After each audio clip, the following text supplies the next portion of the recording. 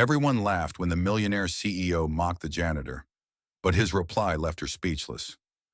The skyscraper loomed over the New York skyline like a blade of glass, its polished surface catching the sunset and splitting it into 1,000 shards of light. On the top floors, where only the powerful ever walked, the name Hale International gleamed in steel letters. Inside, beneath chandeliers that looked like frozen waterfalls, a board meeting had stretched long into the evening. Suits rustled, expensive pens tapped against polished wood, and laughter rolled across the room in a way that was sharp rather than warm. Evelyn Hale, 33 years old, dark-haired with eyes the color of strong coffee, presided at the head of the table. She had built her empire on logistics, contracts, and the ruthless ability to see weaknesses in others before they saw them in themselves. Tonight she wore her signature white suit, the one that made her look untouchable, as though nothing human could cling to her. To most people in the room, she wasn't a woman, but an institution. Her words carried weight, and her silences carried more. But then, almost idly, she made a remark in Arabic. The words rolled smoothly off her tongue, elegant yet cutting, as though she had been saving them for a moment like this. She hadn't expected anyone to understand. The investors chuckled. Secretaries glanced at one another with knowing smirks, the kind of laughter that is more about power than humor. And every eye flicked toward the man on his knees in the corner of the boardroom, bucket at his side, mop in his hand. The janitor. Invisible. Forgettable. Someone meant to melt into the background while the powerful ruled the world above his head. Noah Bennett was 36, his dark hair falling slightly into eyes hardened by years of surviving more than most men could endure. His broad shoulders looked out of place in the janitor's uniform, his scarred hands a mismatch for the mop. He had once been a firefighter, once carried people through smoke and flame. Now he carried trash bags and polished floors to pay for his son's schooling, to keep Aiden safe. A single father had little room for pride. But in that moment, as the laughter sliced through the air, something inside him refused to stay bowed. Slowly, deliberately, he raised his head. His gaze met Evelyn's across the length of the table. The boardroom fell silent, as if the air itself were holding its breath. And then Noah spoke. In Arabic. The words left his lips with a steadiness that did not waver, deep and resonant like lines of an ancient poem. His accent carried the mark of years spent learning, practicing, using it not in boardrooms, but in fire zones overseas, where language was the difference between life and death. The effect was electric. The laughter died instantly, replaced by a heavy silence that pressed against the glass walls. The investors shifted in their seats. The secretaries dropped their eyes. Evelyn herself froze, her composure flickering for the briefest of seconds. She had expected him to blush, to cower, to retreat into invisibility like all the others before him. Instead, he had answered her with grace, with dignity, with the very language she thought belonged only to her. Her lips pressed together, her jaw tightening as though to mask the tremor that threatened to surface. But Noah didn't wait for her response. He lowered his eyes, lifted his mop, and returned to his work as if nothing had happened. To him, it wasn't about proving himself. It was about not letting the world take the last piece of dignity he had left. The boardroom tried to breathe again, but the balance had shifted. For the first time in years, Evelyn Hale felt something unexpected coil in her chest. Not anger, not amusement, but a sharp spark of curiosity. And as Noah left the room, bucket rolling quietly behind him, she realized she was still listening to the echo of his words. Words that refused to vanish. Words that had turned her glass fortress into something fragile for the very first time. The week after the boardroom incident unfolded with the heavy rhythm of routine, yet beneath the polished surface of Hale International, something had shifted. Evelyn Hale moved through her empire as she always did, her heels striking marble floors with a measured, commanding cadence, her white suit sharp against the muted palette of her offices. To her employees, she was still untouchable, still the iron-blooded strategist who could cut a man down with a single look. But inside, she found herself haunted by a sound she could not erase. The deep, resonant cadence of Noah Bennett's voice speaking Arabic with the poise of an old scholar. She replayed the moment in her mind more often than she cared to admit. It wasn't just the shock of hearing her private joke answered. It was the way he had spoken, not defensive, not boastful, but with the calm assurance of someone who had walked through fire and carried the weight of others out with him. That steadiness disturbed her more than insults ever could have. For Noah, life went on as it always did. He arrived early, moving through the skyscraper like a shadow. His uniform was plain, his cart squeaking softly as he pushed it down the gleaming corridors. Most people didn't even see him. To them, he was a part of the background, another fixture of the building, like the potted plants or the vending machines. That invisibility suited him. He had learned long ago that staying unnoticed kept questions away, and questions led to pity or judgment. He had no need for either. His focus remained on Aiden, his 7-year-old son waiting for him each night in a small apartment far from the glittering towers of Manhattan. And yet, every time he crossed paths with Evelyn, there was a weight in the air. She would glance at him longer than necessary, her dark eyes calculating, as though she were trying to solve an equation in which he was the missing variable. He never sought her gaze, never lingered. But the memory of that night seemed to stretch like an invisible thread between them, tugging whenever they were near. One evening, as the office floor emptied and the sky beyond the windows bruised into twilight, Evelyn lingered in her glass-walled office. The city lights had begun to pulse below like a sea of restless stars. She noticed movement in the corner of her vision. Noah was there, bent over, polishing the edge of the conference table with slow, deliberate strokes. His broad shoulders filled out the plain uniform, and in the silence of the room, she found herself listening for his voice. "Where did you learn Arabic?" The question slipped from her lips before she could stop it. Noah straightened slowly, meeting her gaze. His face was calm, expression unreadable. "When I was still a firefighter, I worked in international rescue missions for a while. Languages weren't optional. They were survival." The simplicity of his answer struck her harder than she expected. He didn't embellish, didn't try to impress. Just fact, clean and sharp as truth. She tilted her head, studying him as though seeing him for the first time. His hands were scarred and rough, told a story no uniform could hide. His eyes, steady and dark, carried a history she couldn't place. And for the first time in a long while, she realized she was not the most unshakable person in the room. "Next time," she said coolly, her voice regaining its edge, "keep your answers to yourself." Noah held her gaze for a breath longer than was safe, then replied with quiet firmness, "Next time, don't mistake silence for weakness." Her lips parted, slightly, but no words came. He turned and left the room, his footsteps fading into the vast hallways of her empire.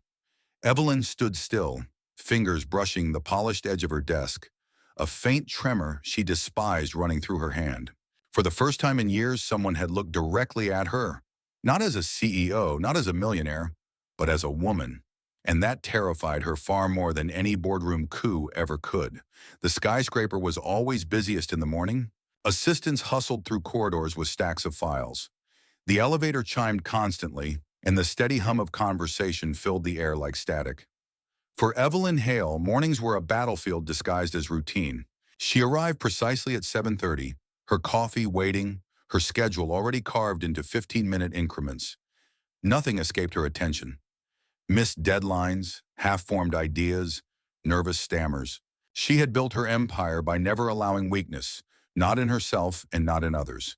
And yet, even amid the well-oiled chaos of her empire, her mind kept circling back to Noah Bennett. She had told herself it was annoyance, nothing more. His audacity in speaking back, his insolence in holding her gaze, his refusal to bow like everyone else. But in the quiet moments, the ones between phone calls, between contracts, between battles with her board, she found herself replaying the low resonance of his voice, the certainty in his posture, the strange dignity of a man scrubbing her floors as if the act itself were a matter of honor. It unsettled her, and Evelyn despised being unsettled. Noah, for his part, had no intention of entering her thoughts, let alone her life. He worked his shifts, endured the sidelong glances of white-collar employees who barely noticed him, and returned home each evening to his son. Aiden was his anchor. The boy's wide smile and endless questions reminded him of everything worth enduring. His wife's absence was still a raw wound, though years had passed. The silence in their apartment was sometimes unbearable, but Noah had learned to fill it with Aiden's laughter, with routine, with work. Always with work. Still, Hale International was not like other buildings he had cleaned. The skyscraper breathed with secrets. Its lights flickered oddly. Its alarms sometimes hummed at strange hours. He noticed things others didn't. A vent that cycled on when it shouldn't. A security panel that logged motion where none should be. The instinct that had once kept him alive in burning building stirred again here, whispering that something beneath the surface was wrong. One evening, long after most employees had left, Evelyn returned from a dinner with investors. The corridors were quiet, dim, the city glittering against the glass walls. She found Noah in her office again, crouched beneath her desk, fixing the wiring of a lamp that had shorted earlier. His sleeves were rolled back, the muscles of his arms taut, his scarred fingers working with precision. "Do you fix everything you touch?" she asked, her tone sharp but carrying a note of curiosity she hadn't intended. Noah looked up, his eyes steady. "Not everything. Just what I can. Some things stay broken, no matter how much you want them whole." The words struck harder than they should have. Evelyn felt them land like a stone dropped into water, rippling outward through memories she kept buried. Memories of her sister Grace, the girl who had once been her entire world before being lost to time and fate. Memories of battles fought in boardrooms where she had been told she was too young, too emotional, too female to lead. She had built walls around those wounds, armored herself in white suits and unflinching stares. Yet this man, with his mop and toolbox, had spoken as though he could see straight through the steel. She stiffened, unwilling to let the silence linger. "This is not part of your job description." Noah finished tightening the wire, set the lamp upright, and switched it on. The bulb flared to life, steady and strong. He rose to his full height, standing across from her with the same calm presence that irritated her precisely because it disarmed her.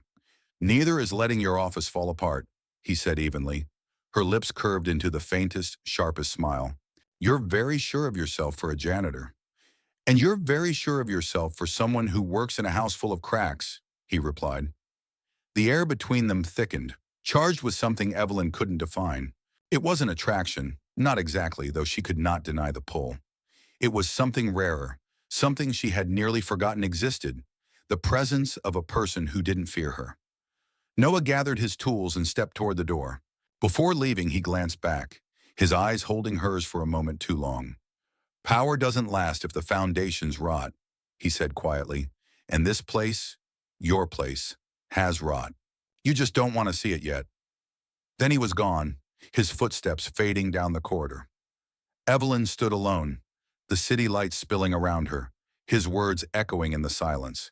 She hated him for saying it. She hated him more because she suspected he was right. Rain lashed against the glass walls of Hale International, turning the city below into a smear of silver lights. The storm had rolled in without warning, heavy clouds pressing against the skyscraper as if trying to suffocate it. Evelyn Hale stood in her office, arms crossed, staring at the skyline she usually regarded as her personal domain. Tonight it felt different, less like an empire, more like a cage. The storm rattled the windows, but what unsettled her more was the quiet within. Her staff had gone home hours ago. Even the security team had retreated to the lower floors, leaving the executive level in eerie silence. Only one person remained. She noticed him through the reflection in the glass before she heard him. Noah Bennett, pushing his cart down the hall, his presence as steady as the storm was chaotic. He had a way of moving like he belonged nowhere and everywhere at once. Invisible to most, but impossible for her to ignore. He paused at her doorway, the bucket swaying lightly at his side. "Storm's bad," he said simply, his voice low, almost blending with the thunder. Evelyn didn't turn. "This building was made to withstand worse." "Buildings don't scare me," Noah replied. "It's people that do." That made her glance at him. He was leaning against the frame, casual in a way no one else ever dared near her. His dark hair was damp from the rain he must have braved earlier, his uniform clinging slightly to the breadth of his shoulders. He looked tired, but not defeated. Never defeated. "Do you always speak in riddles?" she asked, her voice sharper than she intended. "No," he said, his gaze steady on hers. "But I've learned some truths don't fit in small words." The lamp on her desk flickered, drawing her eyes downward. She thought of what he had said days ago about rot in the foundations, about cracks in the walls. She wanted to dismiss it, to cast it aside like the arrogance of a man who didn't understand the weight she carried. But the truth gnawed at her. She had seen the cracks, the fire alarms that tripped with no reason, the subtle whispers in board meetings about mergers and replacements, the way Victoria Reed, her CFO, smiled too easily when others doubted her. "You think you see through me?" Evelyn said suddenly, her voice low, dangerous. "Through all of this." She gestured around her at the vast office, the glass walls, the city that bent to her will. "But you don't know what it took to stand here." Noah stepped closer, his expression unreadable. "You're right, I don't know every detail, but I know what it feels like to carry something so heavy it breaks you from the inside out. And I know what it looks like when someone pretends the weight isn't there." His words dug into her like nails because they weren't coded in pity or admiration. They were just truth.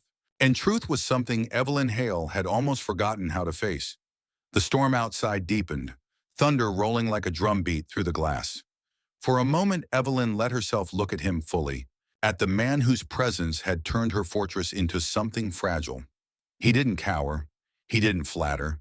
He just stood there, steady and immovable, as if he had nothing left to lose except the honesty he carried in his chest. "Why are you really here?" she asked finally, her voice softer now. He hesitated, then answered, "To keep things standing, to fix what I can, even if no one else cares enough to notice." Evelyn felt something twist inside her chest. It was foreign, unwelcome, but undeniable. She turned away before it could show on her face, watching lightning tear across the horizon. "Then fix the lamp," she said coldly, retreating into the safety of command. Noah's lips curved into the faintest shadow of a smile. He moved past her, his presence filling the office as he knelt by the lamp. His scarred fingers worked steadily, unhurried, as though even the storm outside bowed to his patience. Evelyn kept her eyes on the glass, but she could feel him there. The quiet force of a man who had been dismissed as invisible, but carried himself as though invisibility was a choice, not a curse. When the lamp finally glowed again, steady and warm against the storm-darkened sky, Noah rose and gathered his tools. He didn't look at her this time, only said quietly, "Light doesn't mean much if you're too afraid to sit in it." Then he was gone, leaving Evelyn alone with the storm, the glow of the lamp, and the uncomfortable truth that his words had carved into her. Her. For the first time in years, she wondered if her fortress of glass was already breaking, not from the storm outside, but from the presence of a man who refused to be silent. The first signs of sabotage appeared so small that anyone else might have dismissed them. A light flickering here, a vent exhaling at the wrong time, a security camera blinking out for just a few seconds. To most, it would have looked like the natural glitches of a system too large to control completely. But Noah Bennett had lived too many years reading danger in shadows. Small things always came first. Smoke before fire, silence before collapse. He had noticed it weeks ago, but the stormy night when he repaired Evelyn Hale's lamp sharpened his instincts. He stayed later than usual, wandering the quiet halls, his mop bucket abandoned as he examined control panels and vents. The logs didn't lie. Someone was feeding false commands into the system. The timing was deliberate, precise, as though someone wanted to see how far they could push before anyone noticed. The next morning, Evelyn walked into her office, coffee in hand, ready to attack the day's mountain of contracts. She froze when she saw Noah standing at her desk, a stack of printed logs spread out neatly before him. Her instinct flared. Anger, irritation, the need to remind him he had no right to touch her space. But something in his face stopped her. He wasn't smug or defiant. He was grave. "These aren't glitches," he said, his voice steady but carrying weight. "Look at the timestamps. The same hour, the same minute, every week. Someone's using your building like a test field." Evelyn frowned, scanning the pages. Her sharp mind pieced it together faster than most could have. She had seen sabotage before. Corporate, political, personal, but never in her home, never in her sanctuary of glass and steel. "Why are you bringing this to me?" she asked finally, her tone clipped. "You could have handed this to Doyle Security." "I did," Noah said simply. "They told me I was overreacting, that it was nothing. But I know what smoke smells like, Evelyn. And this," he tapped the paper, "this is smoke." Her eyes lingered on him longer than she intended. He was right. She knew he was right. And it terrified her that the only person she could trust in that moment was the janitor she had once mocked. By evening, her suspicions deepened. During a board strategy session, Victoria Reed, her CFO, pushed aggressively for an accelerated merger with a rival logistics firm. Evelyn listened, her expression calm, but inside she felt the puzzle pieces click together. Victoria had been circling her seat for months, whispering to the board about flexibility, about progress. And now, with the building itself under threat, Evelyn couldn't shake the thought that her CFO's hand was behind it. After the meeting, Evelyn lingered in her office long after the others had gone. The skyline was alive with lights, but her reflection in the glass looked like a stranger, hard, isolated, and for the first time in years, not in control. She barely heard Noah enter, but she felt him. His presence filled the room in a way no one else's ever did. "You should go home," she said without turning. "Your son is waiting." "I will," he replied. "But I'm not leaving until I know you understand this isn't random. Whoever's doing this isn't just testing the system. They're testing you." She turned then, meeting his gaze. His dark eyes held no fear, only the weight of someone who had carried too much loss and still stood anyway. The storm outside had cleared, but inside her chest a new one was rising. She hated it, hated needing him, hated trusting him, hated the way his words sank deeper than anyone else's. But more than that, she hated the truth in them. "Then what do you suggest?" she asked, her voice brittle. "Let me keep watch," Noah said simply. "I've lived in worse places than this building. I know how to see things others miss. If you want to fight a fire, you need someone who knows how to crawl through smoke." Evelyn studied him, torn between her instinct to push him away and the quiet, gnawing realization that she couldn't. Not this time. Not with Lily asleep in the apartment upstairs. Not with her empire under siege. She nodded once, curt, sharp, as though the gesture itself pained her. That night, while the city glittered and slept, Noah walked the halls of Hale International in silence. Every flicker of light, every hum of machinery, every shift of shadow he cataloged in his mind. And for the first time, Evelyn Hale, the woman who had never let anyone hold her up, felt the smallest crack in her armor widen, because she knew, with a certainty that unsettled her to the bone, that she was not alone anymore. The night of the gala began with brilliance, as if the building itself wanted to dazzle its enemies into forgetting they were in a fortress of glass. The entire top floor of Hale International had been transformed into a spectacle. Crystal chandeliers burning like suns, champagne fountains glittering under the lights, and violins weaving soft music through the air. Guests in gowns and tuxedos filled the hall, their conversations a chorus of ambition and vanity. To Evelyn Hale, it was a performance she had perfected. The untouchable CEO, the millionaire queen, presiding over a kingdom of wealth and steel. She wore her white suit like armor, her hair pinned flawlessly, her dark eyes sharp with calculation. She moved through the crowd with the poise of someone who owned not just the room, but the city stretching beneath it. To the outside world, she looked invincible. But inside, Evelyn's chest carried a storm. She could feel it in the way the air vents hummed just slightly off rhythm, in the way the lights above her flickered a fraction too long before steadying. Her mind replayed Noah's words from the nights before. "This is smoke." Noah himself lingered in the shadows of the event. He was not dressed for a gala, not adorned in silk or gold, but his presence was more solid than the walls around them. He had been asked by no one to watch over the evening, but he could not leave. Every instinct screamed that danger was close, too close to ignore. From his vantage point near the service hall, he scanned the crowd, noting exits, memorizing pathways, reading the subtle shift of machinery hidden behind the music. At exactly 9:17 p.m., the storm broke. It began with a pop, faint but distinct, from the lighting rig overhead. A shimmer of sparks flared for less than a second before the chandeliers blazed unnaturally bright, a harsh white glare that made guests flinch and shield their eyes. Evelyn felt her stomach twist. Then came the smell, the acrid sting of burning insulation, so subtle most guests thought it was a whiff of perfume too strong, but Noah recognized it instantly. He was already moving when the vents hissed, exhaling thick smoke into the hall.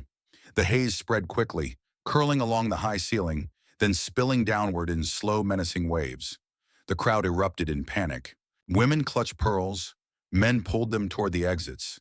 Voices rose in fear. The music died mid-note, boughs clattering against strings. The hall, once an image of control and elegance, turned into chaos in an instant. Everyone to the exits! Noah's voice roared above the noise, carrying the command of a man who had once led people out of burning buildings. His body cut through the crowd, guiding people with strong gestures, pulling at those who froze in shock. Some listened, some didn't, but the sheer authority in his tone forced order into panic. Across the room, Evelyn searched frantically for one face. Lily.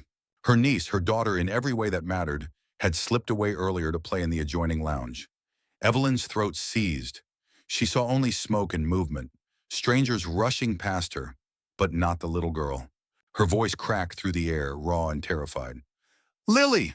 Noah heard it, his chest clenched, his eyes narrowing toward the hallway leading to the children's wing. He ran, faster than he had moved in years, shoving past the tide of fleeing guests. His lungs filled with the chemical taint, his vision blurred with haze, but his instincts carried him forward. He knew where she would be. He had studied the building, memorized its flaws, and he knew the one thing designed to protect her was now her prison, the panic room. He reached the sealed door, the intercom glowing faintly. He pressed his hand against it, his breath ragged, his voice low but steady. Lily, it's Noah. I'm right here. Through the static came a small, trembling voice. Uncle Noah, it's so dark. The echo is scared. Noah pressed his forehead against the door, his pulse hammering.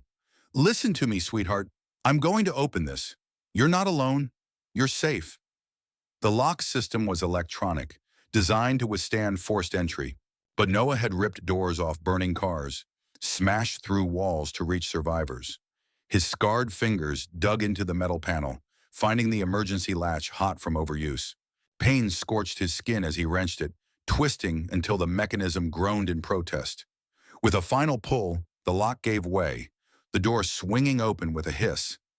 Lily leapt into his arms, her small body trembling violently. He cradled her against his chest, shielding her from the smoke as he sprinted back down the hallway. His lungs burned, but he didn't slow. He carried her out of the haze and into the ballroom, where terrified guests pressed against the exits, and Evelyn stood like a ghost among them, her suit streaked with ash, her eyes wild. When she saw Noah emerge with Lily clinging to him, her knees nearly buckled. She rushed forward, her arms outstretched, tears cutting paths down her soot-stained face. He placed Lily gently into her grasp, and Evelyn clutched the child so tightly it seemed she would never let go again. For a long moment, everything else vanished. The smoke, the guests, the alarm still shrieking. Evelyn and Noah stood in the center of the chaos, bound by a silence that was louder than the panic around them. Her eyes met his, and what passed between them was unspoken but undeniable. Gratitude, fear, and something else neither of them dared name. The fire had been contained quickly. It had never been designed to destroy, only to frighten, to prove how vulnerable Evelyn truly was. But the damage had been done. The illusion of control was shattered. And as the last guest fled into the night, Evelyn stood with Lily pressed to her chest, Noah steady at her side, and realized that her empire was no longer built on glass and steel alone. It now carried the weight of trust, the kind that could break her or save her if she was brave enough to hold it. The morning after the gala, Hale International no longer gleamed like a monument to power. The skyscraper wore its scars openly, faint streaks of soot on the marble, scorched wiring in the vents, the lingering smell of smoke that even the ventilation system could not erase. The building had survived, but it no longer felt invincible. Neither did Evelyn Hale. She stood in her office before dawn, staring at her reflection in the glass. Her white suit was pressed, her makeup flawless, but her eyes betrayed the storm underneath. For the first time in years, she looked less like an empress and more like a woman who had nearly lost everything. Noah entered quietly, a file in his hand. He had been up all night combing through the logs, tracing the sabotage to its source. His face was drawn, his eyes shadowed with exhaustion, but his movements were steady. He spread the papers across her desk with the precision of someone laying out evidence in a trial. Here on it, he said simply, pointing to the lines of code and timestamps. These aren't malfunctions. They're deliberate commands. Someone knew the system inside out. This wasn't random. It was calculated. Evelyn scanned the pages, Her sharp mind, trained to see patterns others missed, caught it immediately.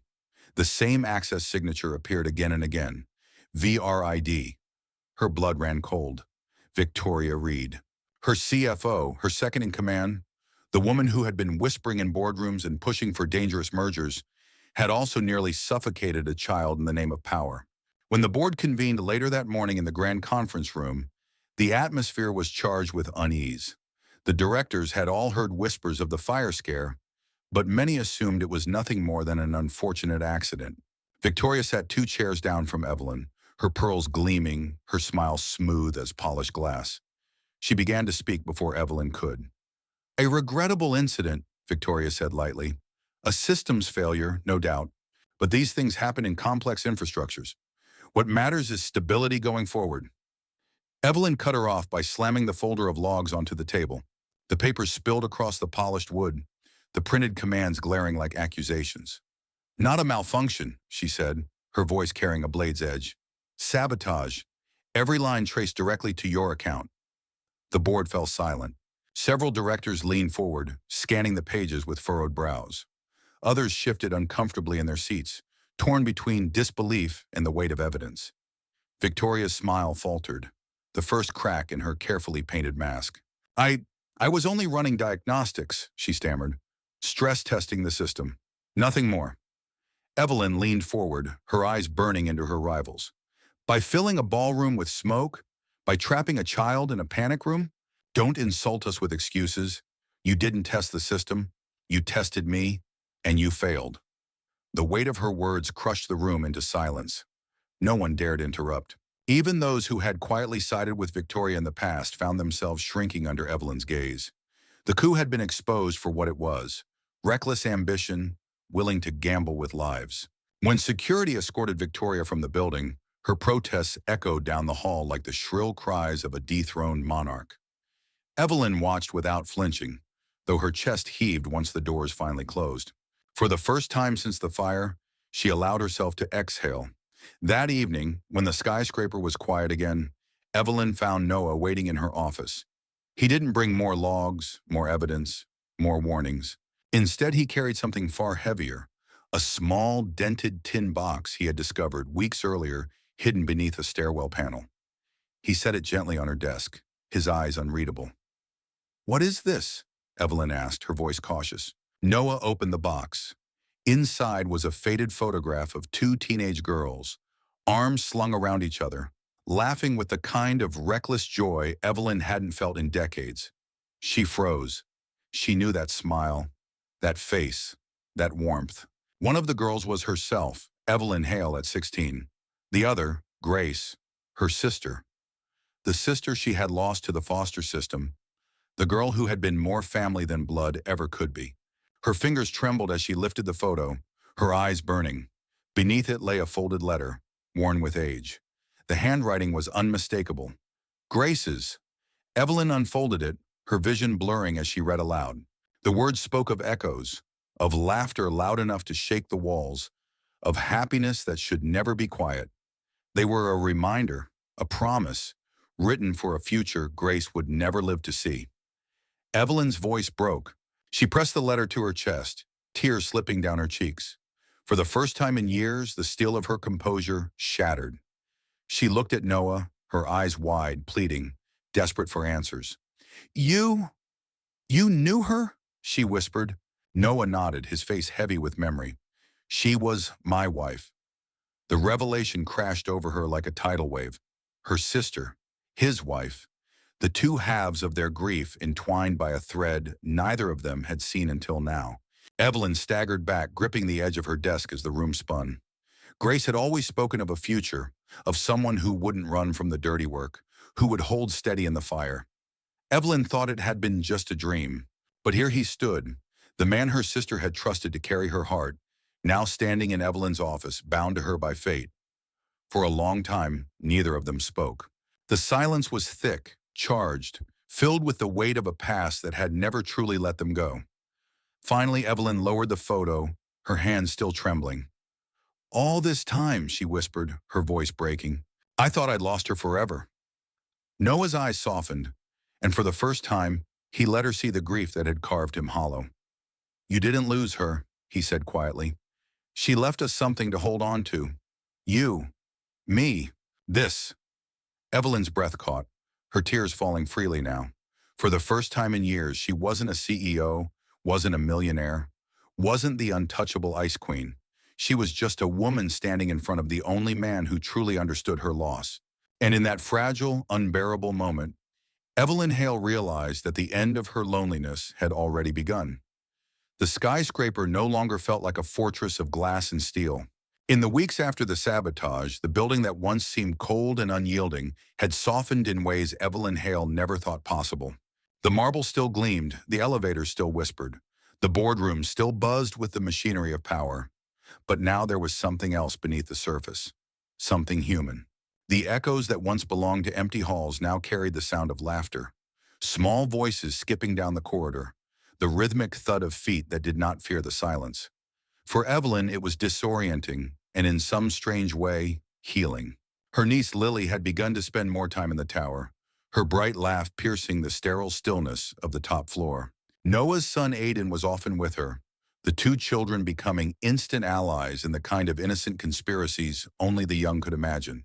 They built forts out of chairs in unused conference rooms, raced through hallways, and left fingerprints on glass walls that once reflected only the ambitions of men in suits.